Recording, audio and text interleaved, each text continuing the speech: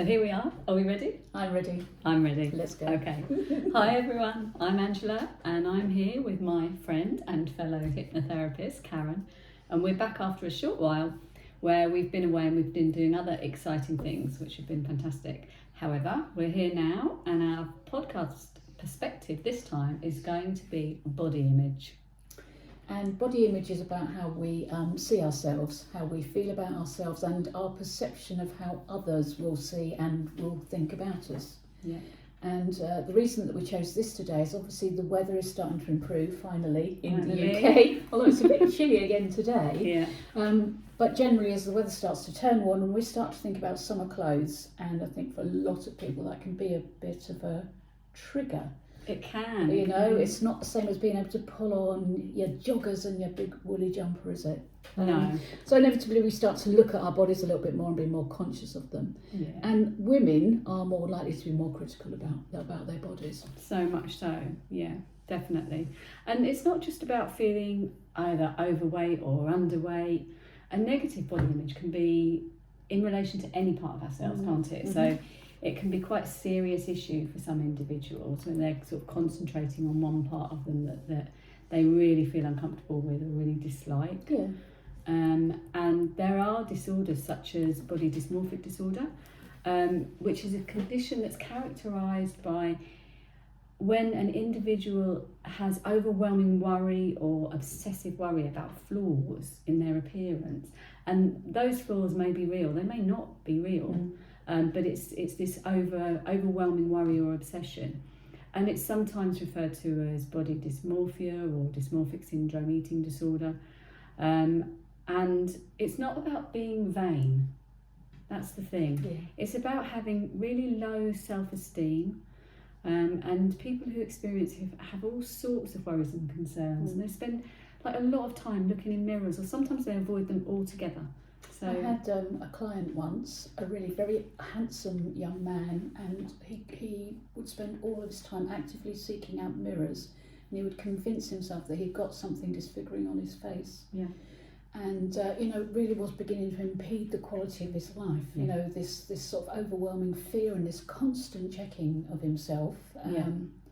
And it was a fascinating case to work with, and and we'll talk about how hypnotherapy can help with these things later on. I had something very similar with a lady, but she was so focused on one particular part of her body that she just was completely obsessed with it. Yeah. It's just complete fixation, isn't it? What it can do to people's perception of themselves and the quality of life they have, which is driven by all of these behaviours. Yeah. Separate but similar eating disorders, like anorexia, they're often associated with body dysmorphia, and they're mental health conditions where unhealthy eating behaviours are used to cope with difficult feelings. Lots of reasons why an eating disorder is triggered, but it can be because you've been criticised for your eating habits, your body shape, or your weight. Yeah, and a lot of that can come from being at school. Yes. From being bullied, from people pointing things out. Because children have this habit of just speaking what they think, don't they? They do. And even as teenagers, when you think that you might be a little more grown up and more concerned about what other people might think because you're concerned about yourself, that's not always the way it happens. No. And things are pointed out to you. You might get called a name like Big Nose. Yeah. For no other reason than someone thinks it's funny. Yeah, absolutely. But actually, that can lead to really feelings of huge distress and being really concerned about your body image. So and it's difficult, I think, particularly for teenagers, young adolescents, isn't it? Because the urge to conform and to fit in and to be the same as everyone else is so strong. Yeah, absolutely. And then to have something like that identified. I mean, I was always a glasses wearer, and as a small child I was, bullied remorselessly through school, and actually that you can't help that, can you? We're both sat here wearing glasses today, aren't we? But again, I think it can be anything that makes us different can make us a target as well. It can. And it might not be a major issue, but it then becomes a big issue because people constantly refer to it and draw your own attention and other people's to it. I can remember as a teenager, 2 girls singing to me as I was walking along, and they were singing, "She's fat, she's round, she bounces on the ground, Angela." And that's what they were singing behind me. And I've never forgotten that. I mean, I'm in my 50s. Mm-hmm. I have never forgotten them doing that. Yeah. And as a youngster, that affected my idea of my body. And those girls will have forgotten that, won't Yeah. they? And then by the next week, they won't remember what they did, but the impact of that. But I've never ever forgotten it. Yeah. I bet you could tell me their names if we needed to, and where they live. I could tell you one of their names, definitely. I can't remember what the other one was called, but I definitely remember one of them. Yeah, it's surprising how much of an impact it can have, and in some ways it's easy to understand that if for some reason your mental health is disrupted at that time, and that can happen to the best of us at any time, it's the start of a fixation, isn't it? Or, beating yourself up, being so hypercritical of yourself. Yeah. And so actually we sort of covered this really, haven't we? But the wish to change our appearance can be triggered by peer pressure and other societal pressures as well. And I worry about a lot of the things that we see in the news and in the media, public figures ridiculed and shamed, constant monitoring of a woman or a man's, increase in weight and decrease of weight, and constant drawing attention to these in the media for sort of celebrity figures. That must be exhausting and excruciating, mustn't it? Yeah.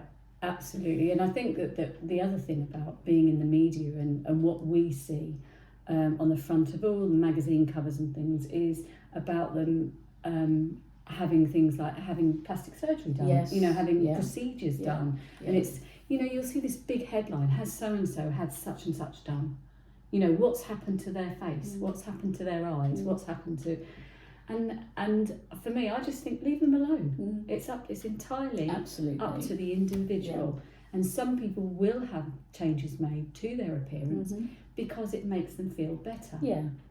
Well, we had a conversation about this the other day, didn't we, actually? You and I were just talking about something else. And I genuinely feel that if you have something about yourself that you can afford to change and it will make you happier, I absolutely think you should have that done. Yeah.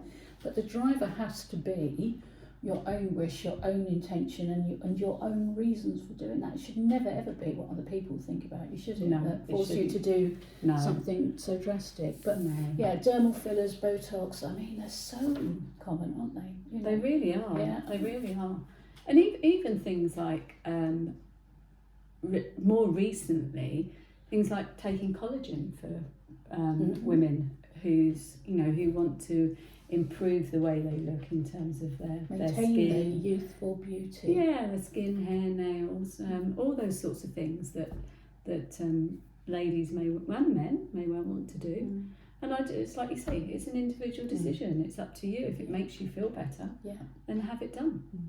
But there is a line, isn't there, between feeling that way and making you feel like a healthy decision to do something to take care of yourself, as opposed to this enormous pressure that people can feel under. For me, that's when it becomes unhealthy or something that perhaps, we should, people should never be made to feel that way. And also plastic surgery as well. I mean, there's some really quite famous figures that have just been absolutely hounded in the press, actual surgery as opposed to the injectables. I think there's been some really sort of sad cases of that where people have just been hounded and ridiculed so publicly. Very difficult thing. Yeah.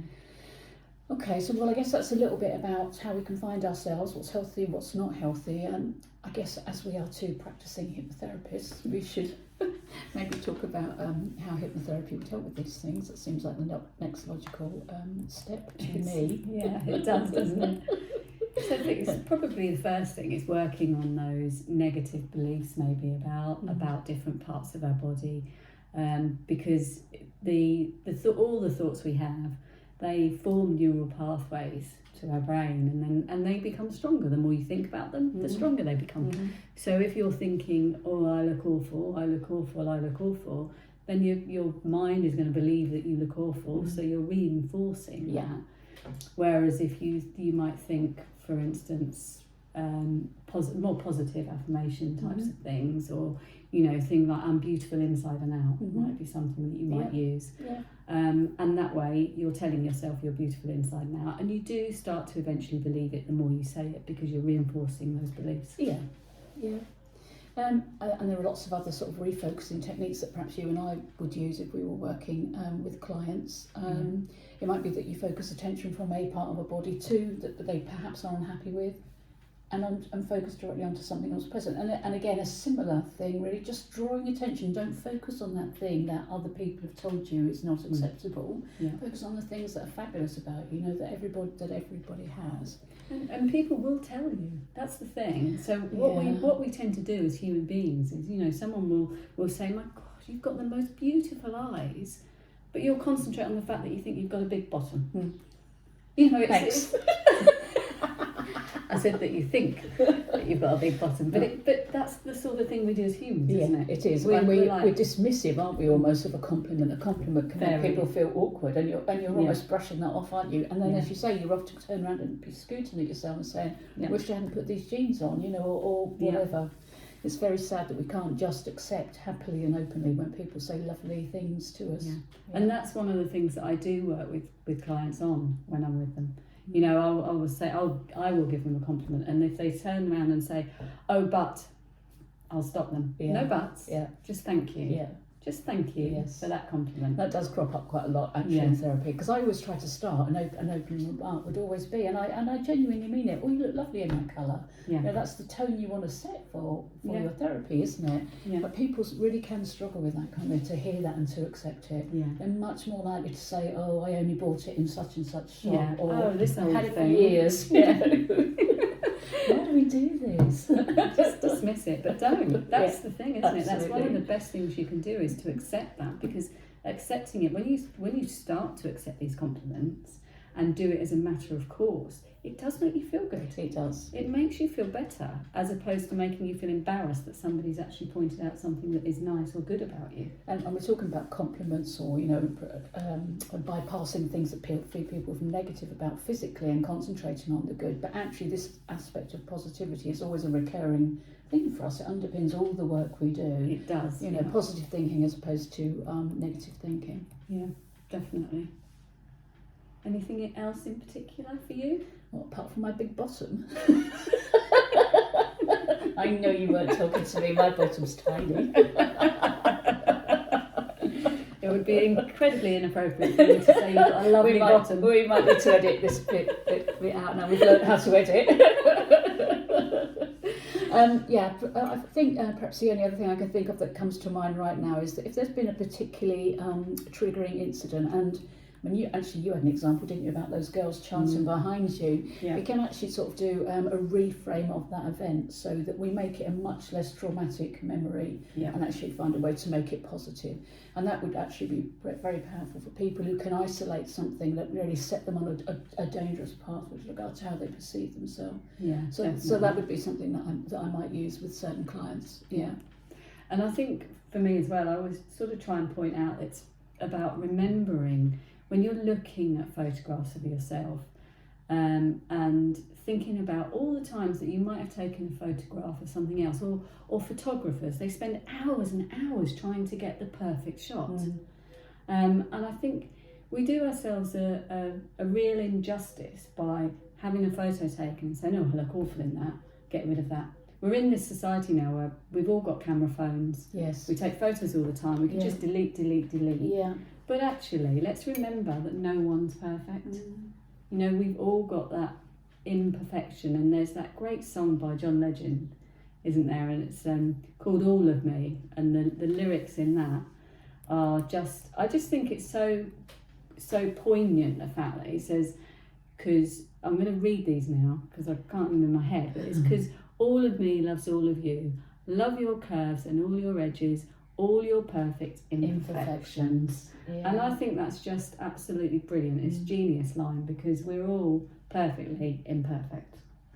And that's what makes it interesting. That's what makes life interesting, actually, isn't it? How boring would it be if we were all identical? Exactly. Or, without flaw or without character. I just think the world would be a really much sadder place. And it makes us unique. It does. That's what makes us special and individual, isn't it? Yeah. Okay, good choice there. Calling on John Legend in this scenario. I think that works really well. Thank you. And the audience thanks you too. You are so welcome. We've got a couple of websites that we've found for people that want to sort of find out more about this, and we'll post those in the description with the podcast. But there's a Body Dysmorphia organisation, the NHS and Mind, another great mental health charity that we have. So, have you got anything else to say about this? No, I think that's Okay, so I'm going I to think talk that's to all you covered. now. So now my brain's whirring really fast. Stop, don't. It's all spontaneous.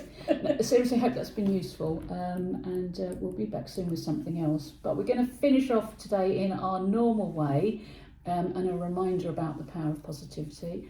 So I always work with what's been good, that's my thing. And so Angela, I would love you to tell me what's been good for you since our last podcast, or since we spoke last. Wow. Well, our last podcast was quite a long time ago. It was, wasn't it? yeah. But there's been quite a few things that have been good. So one thing that's been good is that we are, so Cameron and I are working on a new project, which we're very excited about. Oh, are we? So that's been really exciting to do. So that's why we've had less time for the podcast, and we'll talk about that a bit later, maybe in future podcasts. Yeah. But that's very exciting. Yeah. Just a little tease there for our audience. Yeah, just a little tease. So yeah. Okay, so that sounds great, and I know it is great. What else? So what else? So I've spent some really good quality time with family recently, That's lovely. which has been really lovely to do. Actually, your family are lovely as well. Oh, thank you. No, they are. Thank you. Much nicer than you. Not really. Okay, good. No, that's always good for our soul, isn't it, actually? It The is. people that know us best. Yeah, What else? brilliant.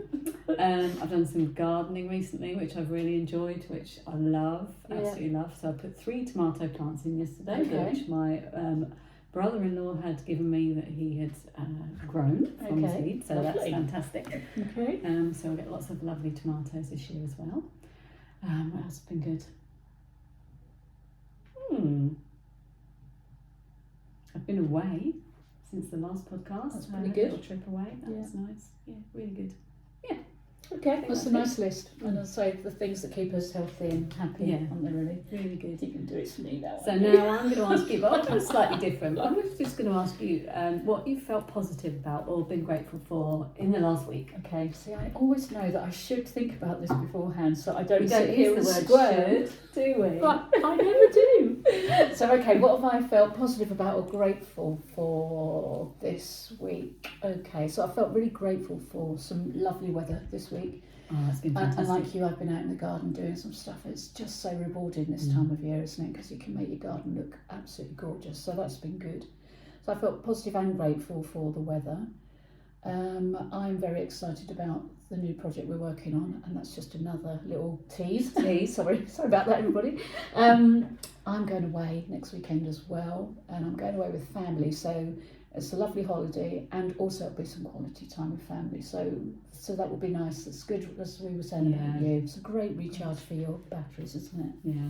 I've also had a particularly nice bank holiday weekend. I've managed to do lots of socialising. I've kept up with and caught up with lots of friends. So I'm feeling quite lucky at the moment, actually. I'm quite blessed. Yeah. Oh, that's brilliant. That's absolutely fantastic. So I guess that's it from us for this podcast. Yeah, I guess that's how the time flies, Angela. How it flies. And I hope all of our listeners are feeling grateful and positive and have had good things that they can think about this week too. So we'll be back again soon with another brilliant subject. And take care. We'll see you all soon. Yeah, thanks for listening. Bye-bye. Bye.